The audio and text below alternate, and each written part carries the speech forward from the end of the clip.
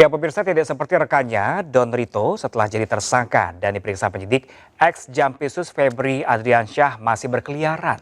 Ya, ahli hukum pidana desak penyidik segera menahan Febri karena potensi menghilangkan barang bukti.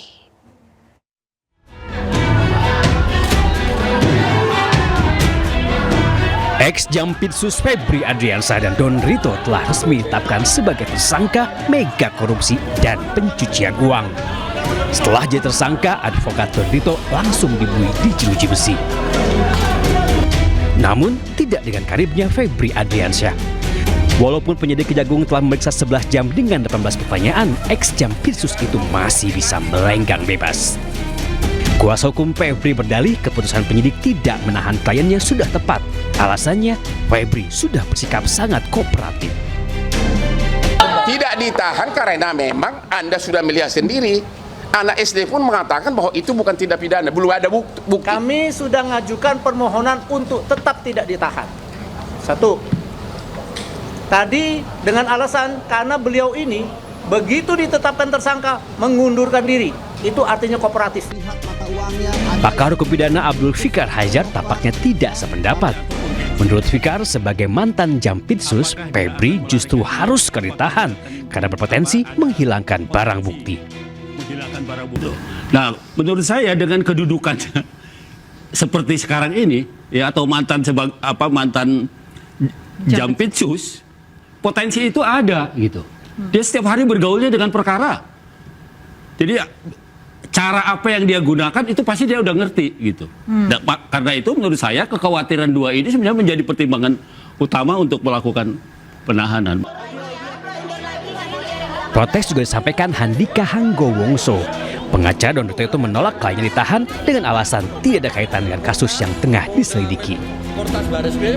Dan Polda proses serah terima kami ikuti dengan seksama. Alhamdulillah berjalan lancar. Namun yang membuat kami shock, klien kami, Pak Idon, langsung ditahan. Walaupun diduga bekerja sama mengkorupsi uang negara, namun perlakuan hukum yang diterima Don Rito dan Febri Adriansyah nampaknya berbeda. Padahal sebelumnya, Kejagung sudah berjanji akan menangani kasus yang menyerat Don dan Febri secara adil dan transparan. Tim Liputan iNews melaporkan. Pemirsa, usai diserahkan ke Kejagung oleh Polda Metro Jaya, tersangka 3 kasus dugaan korupsi Don Rito langsung ditahan Kejaksaan Agung.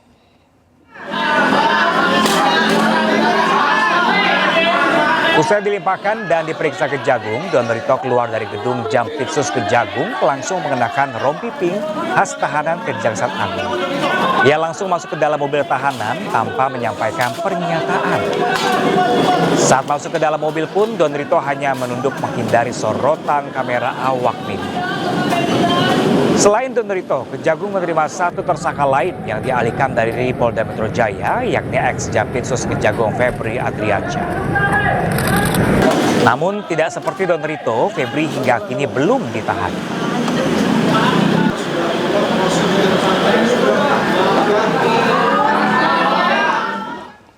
Ya, pemirsa, kuasa hukum Don Rito, Handika Hanggowongso, kaget kliennya langsung ditahan Kejagung pasca pelimpahan berkas dan bukti dari Polri. Handika keberatan Don Rito ditahan Kejagung karena adanya fakta-fakta yang dianggap fiktif saat berita acara pemeriksaan. Serah terima kami ikuti dengan seksama. Alhamdulillah berjalan lancar. Namun yang membuat kami shock, klien kami, Pak Idon, langsung ditahan di rutan C7 Kejaksaan Agung RI atas dasar sangkaan yang sama dengan apa yang disangkakan oleh pihak Polda Metro Jaya, yaitu terkait perkara Samintan. Itu poinnya.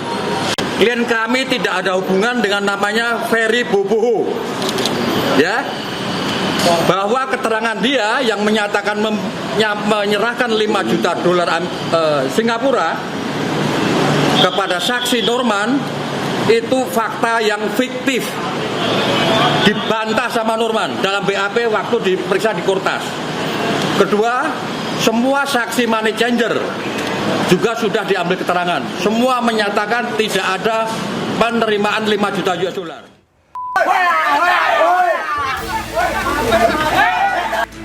Bribka Hikmah Hidayatullah dikeroyok massa saat hendak mengamankan seorang pencuri motor di Desa Gunung Picung, Pamijahan, Bogor.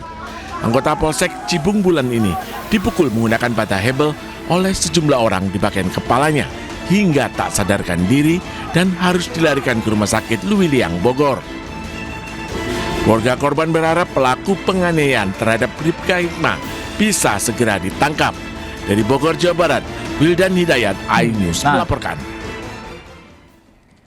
Ya pemirsa, mohon maaf informasi tadi mengenai salah sasaran. Polisi malah jadi amukan massa karena mencuri motor pemirsa. Tapi bukan polisinya ya. Kita ke informasi lain pemirsa. Ini ada seorang tenaga kerja asing asal China tewas mengenaskan di lokasi proyek pelebaran jalan di Kabupaten Luwu Utara, Sulawesi Selatan. Korban tewas setelah terlibat cekcok dengan operator ekskavator yang berujung pada insiden terlindas alat berat. Pengawas operator berat. Seorang warga negara asing asal China yang merupakan pengawas proyek tewas usai terlibat pertengkaran dengan operator ekskavator di lokasi proyek pelebaran jalan di Kabupaten Luwu Utara, Sulawesi Selatan. Kejadian bermula saat pelaku sedang mengoperasikan ekskavator, kemudian korban datang dalam kondisi marah dan terjadi cekcok. Namun pelaku mengaku tidak memahami ucapan korban karena terkendala perbedaan bahasa dan tidak ada penerjemah di lokasi proyek. Saat pertengkaran berlangsung, korban naik ke kabin ekskavator lalu menampar pelaku. Pelaku kemudian membalas dengan menendang korban hingga terjatuh. Dan saat pelaku berusaha memarkirkan alat berat tersebut, korban terlindas ban belakang ekskavator dan tewas. Pelaku tidak menghiraukan karena bahasa yang digunakan daripada korban ini merupakan bahasa asing, bahasa Cina yang tidak dipahami sama sekali oleh si terduga pelaku. Ya, tak lama kemudian si korban ini menghampiri daripada pelaku, naik ke alat ekskavator yang dikemudikan, kemudian menampar kepala si pelaku sebanyak 1 kali. Ya, setelah itu pelaku tidak terima, kemudian menendang daripada si korban. Atas perbuatannya, pelaku dijerat pasal 468 ayat 2 KUHP dan terancam hukuman 10 tahun penjara. Dari Kabupaten Luwu Utara, Sulawesi Selatan, Nasruddin Rubak, iNews melaporkan. Kita ke informasi selanjutnya pemirsa, penggerebekan sarang narkoba di Desa Serbajadi Sunggal dan di Sarang, Sumatera Utara ini diwarnai tembakan peringatan. Ya, polisi berhasil meringkus 3 orang pelaku.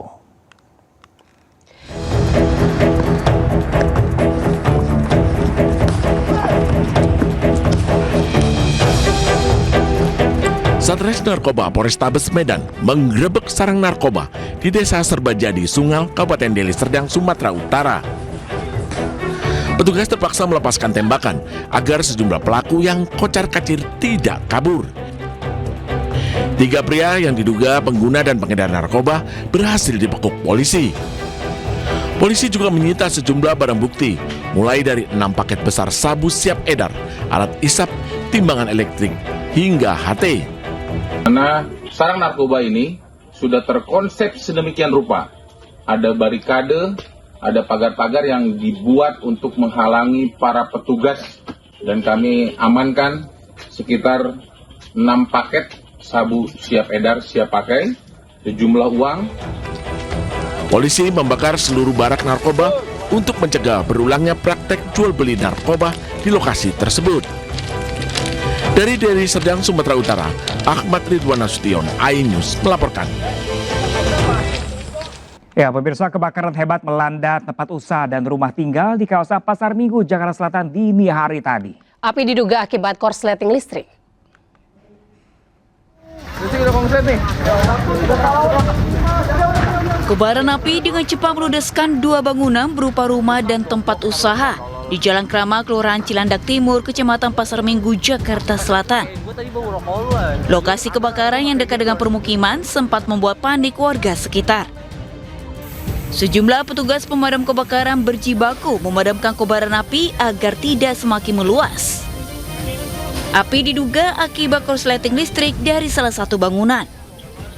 Dugaan sementara fenomena kelistrikan. Yang terbakar 2, yaitu tempat usaha catering dan studio. Api padam 2 jam kemudian usai menerjunkan 19 unit armada ke lokasi. Dari Jakarta, Miftahul Gani, iNews melaporkan. Pemirsa, seorang remaja putri 14 tahun di Lumajang, Jawa Timur ini menjadi korban persetubuhan oleh ketua RT yang juga merupakan pamannya. Ya, pemirsa, sebanyak 4 kali korban disetubuhi pelaku sejak kelas 3 sekolah dasar.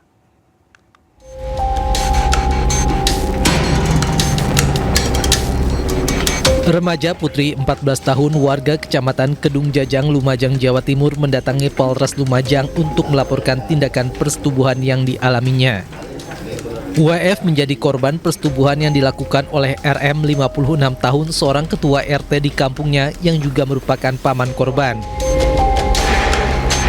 Perbuatan bejat pelaku terbongkar setelah warga mencurigai gerak-gerik pelaku dan korban yang kerap terlihat bersama.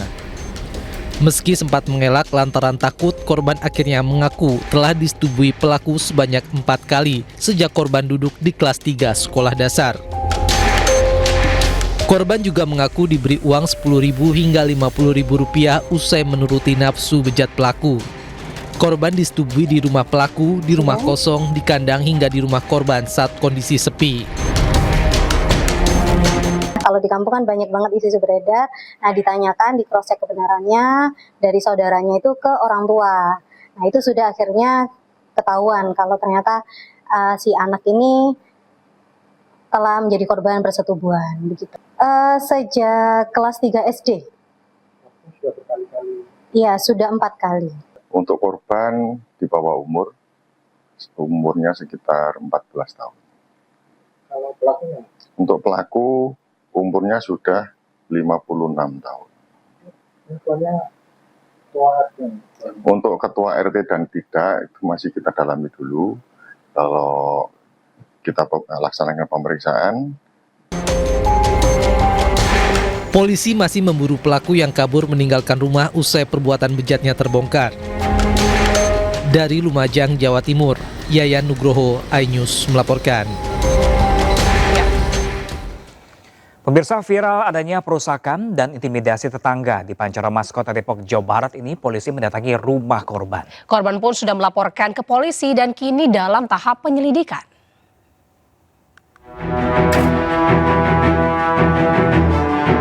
Sebuah rekaman CCTV rumah memperlihatkan aksi perusakan dari tetangganya. Tak hanya sekali, beberapa kali tetangga berusaha merusak rumah di Pancoran Mas, Kota Depok, Jawa Barat. Rekaman CCTV ini pun disebarluaskan di media hingga kemudian viral.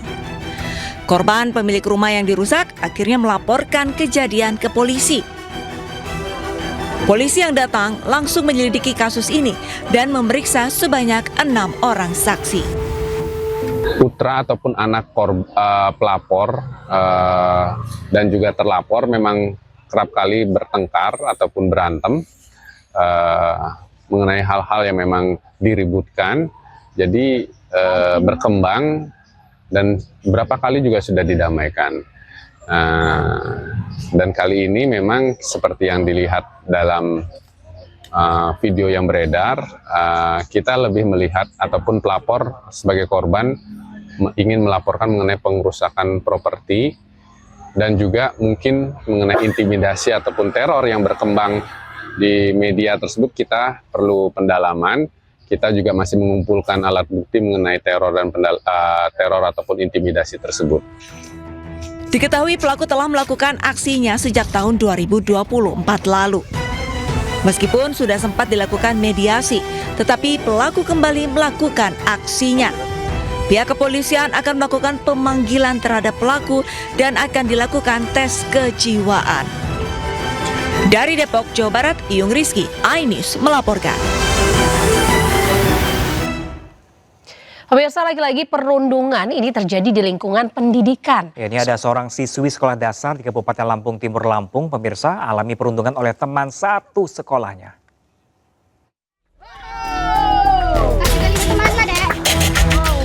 Viral, sebuah aksi tak terpuji yaitu perundungan terekam di kamera ponsel salah satu siswa. Perundungan ini terjadi di sebuah lingkungan sekolah dasar negeri di Kecamatan Melinting, Kabupaten Lampung Timur, Lampung. Diketahui korban bernama NA.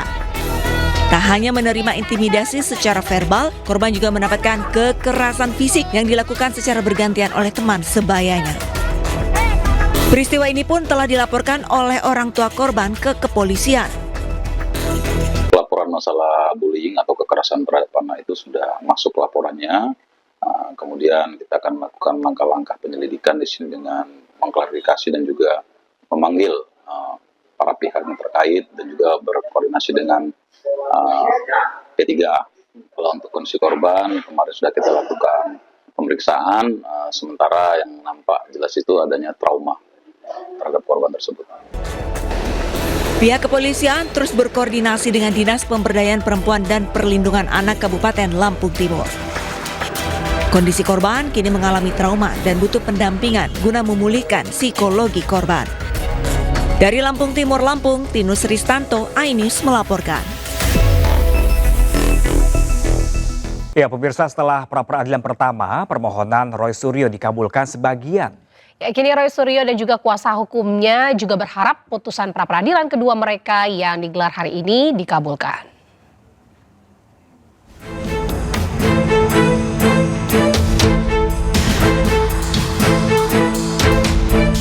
Pengadilan Negeri Jakarta Selatan akan membacakan putusan pra-peradilan kedua Roy Suryo.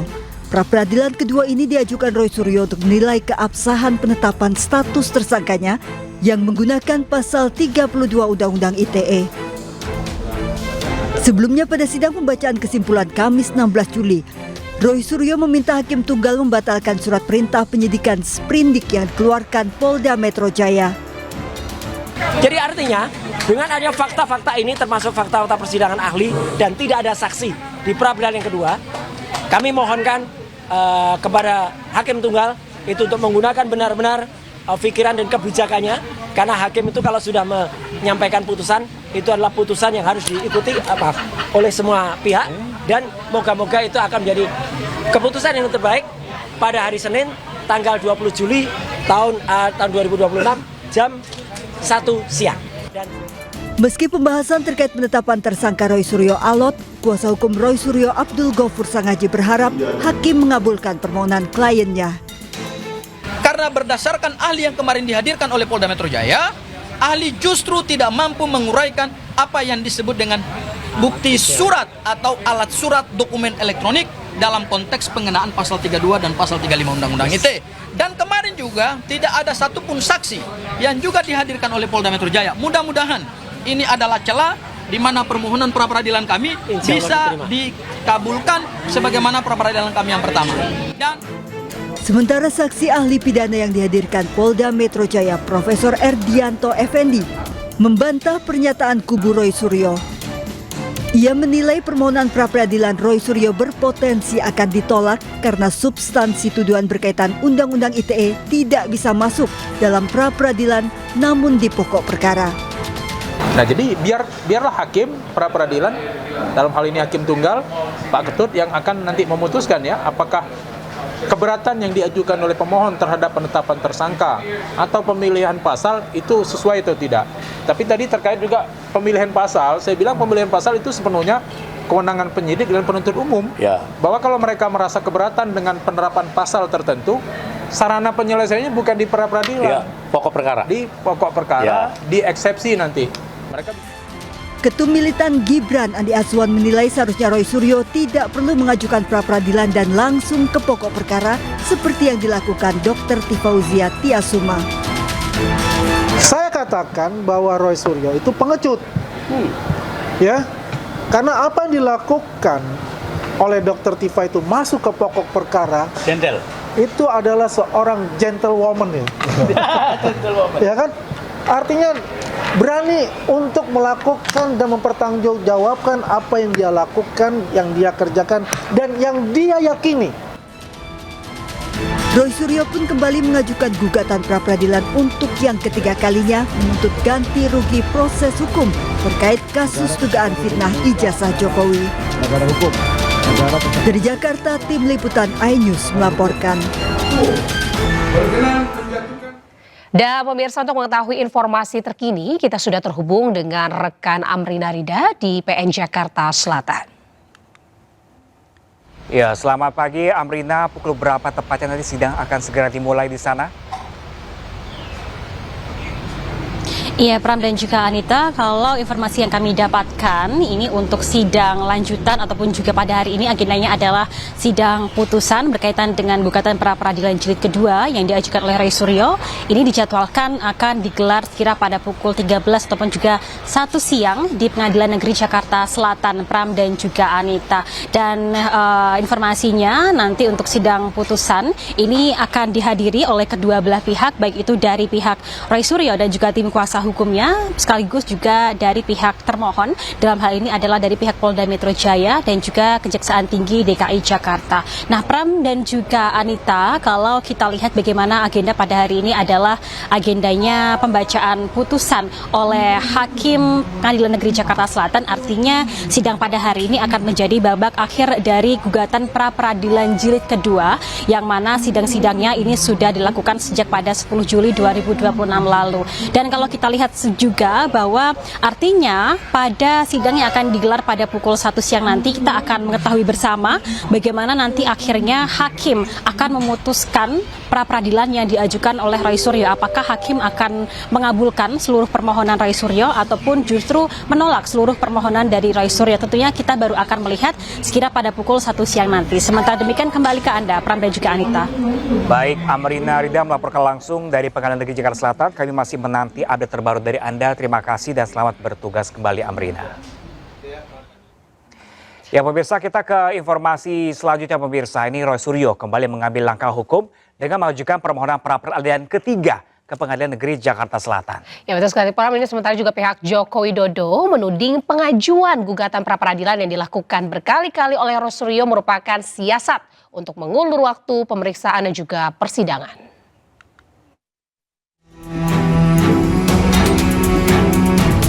Kasus hukum terkait tudingan ijazah palsu Presiden ke-7 RI Joko Widodo kembali memanas.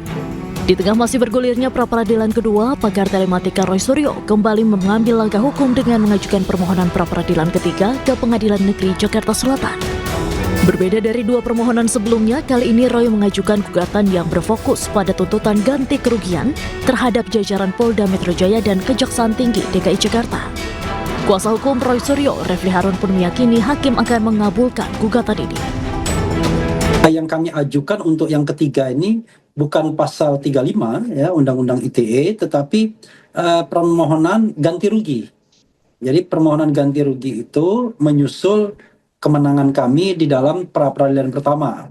Karena pada pra-peradilan pertama sebenarnya ada permohonan rehabilitasi dan ganti rugi kan. Tapi ganti ruginya tidak dibunyikan, rehabilitasi dibunyikan. Tetapi hakim mengatakan itu harus permohonan terpisah. Karena permohonan terpisah ya kami ajukan lagi dan rasanya tidak ada halangan untuk dikabulkan. Hanya mungkin dikabulkan berapa besarnya ganti rugi itu kan. Pihak Jokowi menilai pengajuan pra-peradilan yang dilakukan berulang kali oleh Roy Suryo hingga gugatan kedua dan ketiga tidak logis. Gugatan pra-peradilan ini dinilai sebagai taktik Roy untuk mengulur waktu ke persidangan dan menghambat proses hukum. Dengan pengajuan pra ketiga kan semakin terbukti dugaan kami bahwa ini untuk mengulur-ngulur perkara, yang berarti kok tidak confidence Bang Roy maju dalam persidangan dengan segala pembelaannya.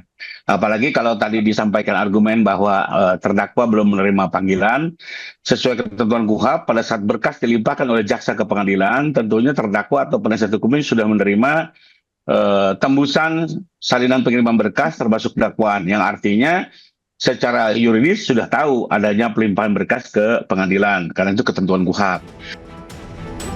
Dengan pra-peradilan ketiga yang kini menuntut ganti kerugian, proses hukum terkait kasus dugaan ijazah palsu Joko Widodo kembali menjadi sorotan. karena sejumlah gugatan diajukan Roy Suryo secara beruntun terhadap aparat penegak hukum yang menangani perkara tersebut. Dari Jakarta, Tim Liputan iNews melaporkan.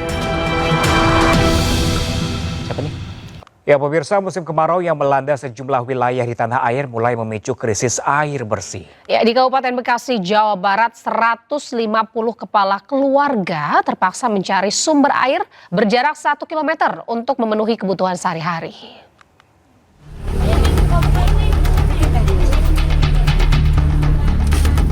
150 kepala keluarga Desa Sukarsari, Kecamatan Serang Baru, Kabupaten Bekasi, Jawa Barat mulai terdampak kekeringan. Warga terpaksa harus membeli air bersih 1.000 liter air dengan harga Rp100.000 untuk kebutuhan sampai 3 hari. Warga menilai kemarau tahun ini lebih parah dibanding tahun sebelumnya. Sudah sekitar 1 bulan, warga mengambil air dari rumah kerabat yang berjarak 1 km karena sumurnya mengering. Ini tiap hari Ibu ngambilin air apa seperti apa sih Bu?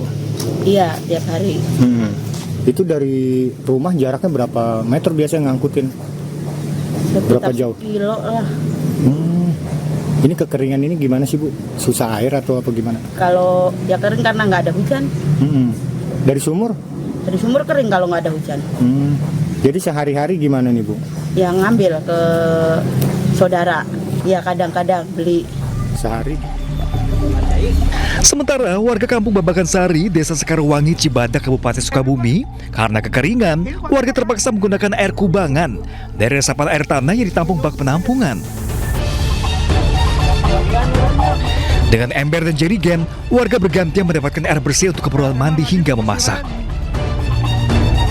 Meski debit airnya kecil, penampungan air ini merupakan satu-satunya sumber air yang bisa dimanfaatkan.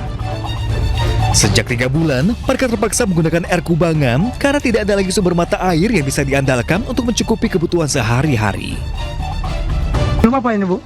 Buat di dapur ya, buat masak-masak, cuci sayur. Berapa lama Bu kekeringan Bu, nggak ada air Bu? Mungkin 3 bulan mah udah ada. Ini air ini bersih Bu? Bersih nih. Emang cuma ini yang air bersihnya. Memang setiap hari warga di sini ngambil airnya? Iya. Sampai malam pada antrian. Iya. Jadi Ibu pagi-pagi ngambil air? Iya. Ini bekas orang lain juga mungkin? Iya, bekas orang lain baru. Selain berdampak pada warga, kekeringan juga berdampak pada lahan pertanian, meski ada petani yang tetap memaksa melanjutkan bercocok tanam. Warga berharap adanya bantuan serta langkah cepat dari pemerintah untuk mengatasi dampak kekeringan. Tim Liputan iNews melaporkan.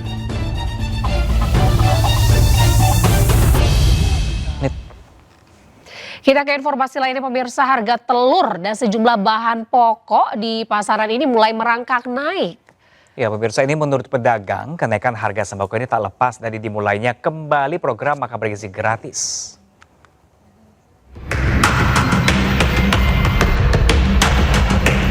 Harga telur di Bandung, Jawa Barat terus naik dalam sepekan terakhir.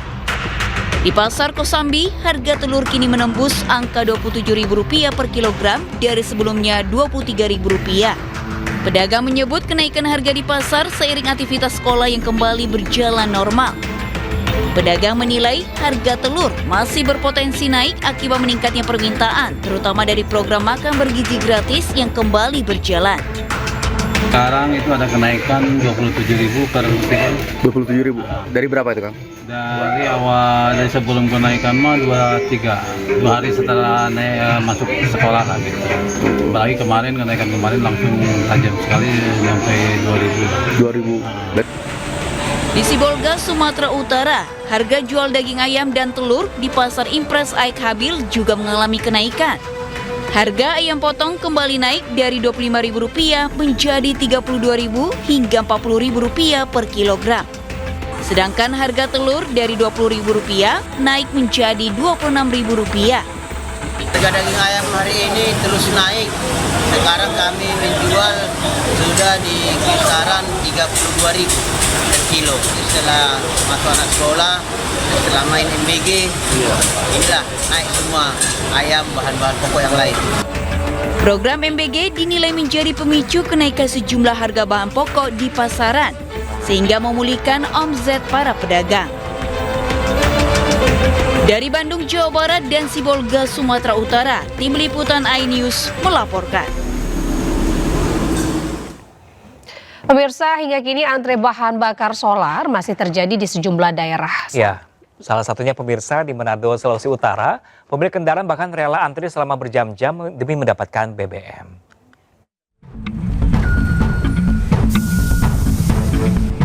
Ratusan kendaraan di Manado, Sulawesi Utara antre selama hampir 2 jam demi mendapatkan BBM solar. Di SPBU Sario dan SPBU Wanea, antrean panjang terjadi pada pagi hari. Dan sopir mengaku mereka harus antre sebelum SPBU dibuka. Antrean panjang BBM dikeluhkan sopir karena membuat mereka kehilangan penghasilan. Ya ada begini, setiap hari itu selalu antrian. Hampir semua SPBU Semua SPBU. Ini rugi nggak dengan kan sistem retasi? Ya pasti rugi. Antrean demi mendapatkan bahan bakar minyak sebelumnya juga sempat terjadi di Mandailing, Natal, Sumatera Utara. Demi mendapatkan solar bersubsidi yang masih langka, ratusan kendaraan antre hingga lebih dari 3 km pada salah satu SPBU. Sebagian dari warga yang antre terdepan bahkan rela menginap di SPBU demi mendapatkan solar bersubsidi. Sejumlah warga mengaku tidak ada pilihan karena di SPBU lain akan menemukan kondisi yang sama. Bahkan jika memaksa untuk tetap berjalan, mereka khawatir akan kehabisan BBM di perjalanan. Nggak dapat. Udah kemana-mana nih bang nyari minyak. Waktu kita lah. Waktu ya. Tunggu 1 jam, 2 jam. Kelangkaan solar ini terjadi hampir 1 bulan. Warga berharap pasokan dan distribusi BBM kembali normal sehingga antrean panjang tidak terus terjadi. Dari Manado dan Mandailing, Natal, Tim Liputan iNews melaporkan. Siapa nih? Ya pemirsa, musim kemarau yang melanda sejumlah wilayah di tanah air mulai memicu krisis air bersih. Ya, di Kabupaten Bekasi, Jawa Barat, 150 kepala keluarga terpaksa mencari sumber air berjarak 1 km untuk memenuhi kebutuhan sehari-hari.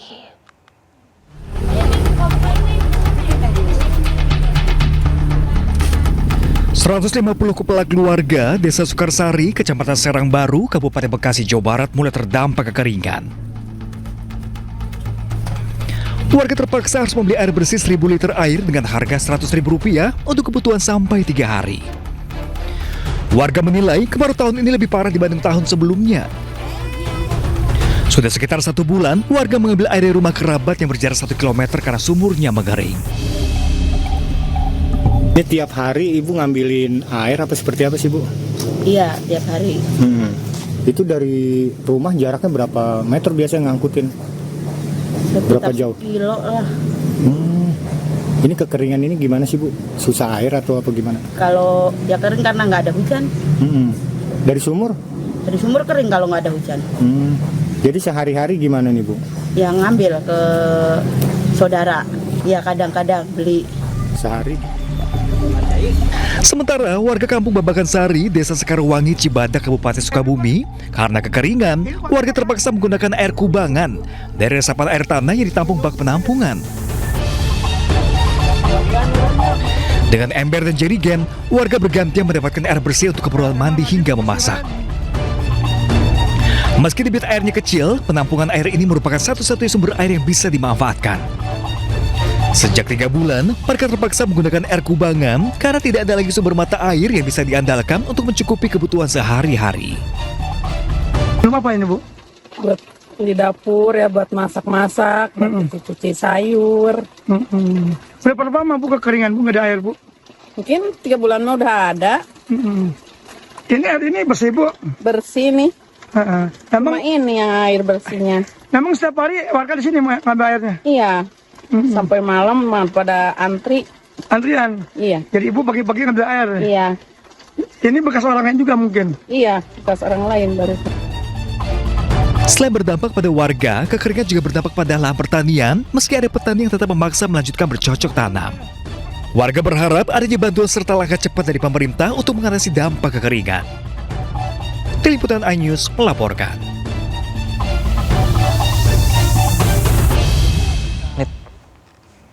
Kita ke informasi lainnya pemirsa, harga telur dan sejumlah bahan pokok di pasaran ini mulai merangkak naik.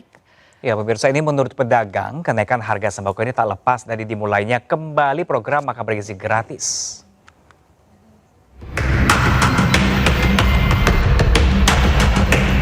Harga telur di Bandung, Jawa Barat terus naik dalam sepekan terakhir. Di Pasar Kosambi, harga telur kini menembus angka Rp27.000 per kilogram dari sebelumnya Rp23.000. Pedagang menyebut kenaikan harga di pasar seiring aktivitas sekolah yang kembali berjalan normal. Pedagang menilai harga telur masih berpotensi naik akibat meningkatnya permintaan, terutama dari program makan bergizi gratis yang kembali berjalan. Sekarang itu ada kenaikan 27.000 per kilo. 27.000. Dari berapa itu, Kang? Dari sebelum kenaikan mah 2 hari setelah masuk sekolah kan gitu. Apalagi kenaikan kemarin langsung tajam sekali sampai 2.000. Di Sibolga, Sumatera Utara, harga jual daging ayam dan telur di Pasar Impres Aik Habil juga mengalami kenaikan. Harga ayam potong kembali naik dari Rp25.000 menjadi Rp32.000 hingga Rp40.000 per kilogram. Sedangkan harga telur dari Rp20.000 naik menjadi Rp26.000. Harga daging ayam hari ini terus naik. Sekarang kami menjual sudah di kisaran Rp32.000 per kilo. Setelah masuk anak sekolah, setelah main MBG, inilah naik semua ayam, bahan-bahan pokok yang lain. Program MBG dinilai menjadi pemicu kenaikan sejumlah harga bahan pokok di pasaran, sehingga memulihkan omzet para pedagang. Dari Bandung, Jawa Barat dan Sibolga, Sumatera Utara, Tim Liputan iNews melaporkan. Pemirsa, hingga kini antre bahan bakar solar masih terjadi di sejumlah daerah. Ya, salah satunya pemirsa di Manado, Sulawesi Utara, pemilik kendaraan bahkan rela antri selama berjam-jam demi mendapatkan BBM.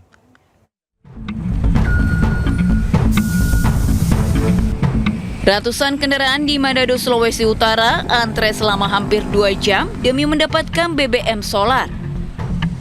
Di SPBU Sario dan SPBU Wanea, antrean panjang terjadi pada pagi hari, dan sopir mengaku mereka harus antre sebelum SPBU dibuka. Antrean panjang BBM dikeluhkan sopir karena membuat mereka kehilangan penghasilan. Ya begini, setiap hari itu selalu antrian. Hampir semua SPBU Semua SPBU. Ini rugi nggak dengan kan sistem retasi? Ya, pasti rugi. Antrean demi mendapatkan bahan bakar minyak sebelumnya juga sempat terjadi di Mandailing, Natal, Sumatera Utara. Demi mendapatkan solar bersubsidi yang masih langka, ratusan kendaraan antre hingga lebih dari 3 km pada salah satu SPBU. Sebagian dari warga yang antre terdepan bahkan rela menginap di SPBU demi mendapatkan solar bersubsidi. Sejumlah warga mengaku tidak ada pilihan karena di SPBU lain akan menemukan kondisi yang sama. Bahkan jika memaksa untuk tetap berjalan, mereka khawatir akan kehabisan BBM di perjalanan. Nggak dapat. Udah kemana-mana nih bang nyari minyak. Waktu kita lah. Waktu ya. Tunggu 1 jam, 2 jam. Kelangkaan solar ini terjadi hampir 1 bulan. Warga berharap pasokan dan distribusi BBM kembali normal sehingga antrean panjang tidak terus terjadi. Dari Manado dan Mandailing, Natal, Tim Liputan iNews melaporkan. Siapa nih?